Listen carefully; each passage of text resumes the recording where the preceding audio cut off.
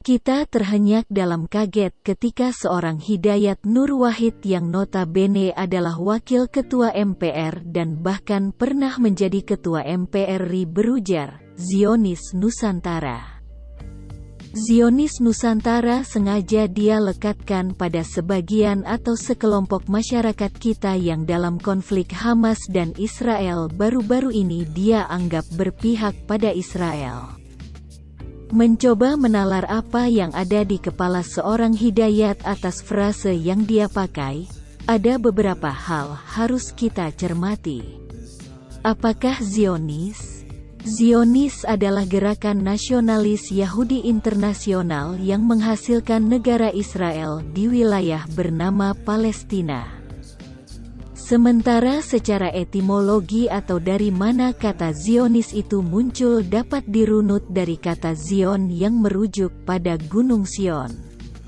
Pada nama gunung itu terkait seorang raja bernama Daud. Pada Raja Daud, kebesaran bangsa itu adalah puncak mimpi yang harus kembali diraih. Bagaimana dengan Nusantara? Secara etimologi, Nusantara menunjuk pada wilayah bernama Indonesia.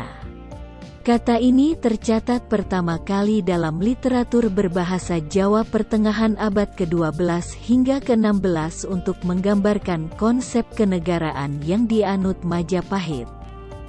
Namun ketika Nusantara dilekatkan pada kata Zionis, Nusantara jelas bermakna orang atau orang-orang dari Nusantara. Di sisi lain, Nusantara sering bermakna dan merujuk pada zaman keemasannya.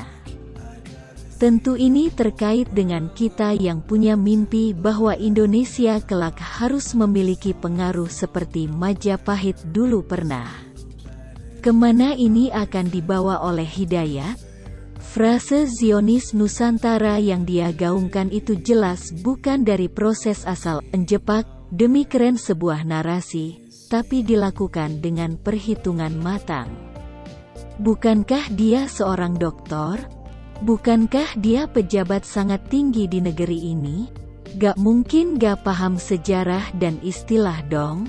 Siapapun tahu sepak terjang anggota PKS ini, tahu kemana sarkasme ini mengarah.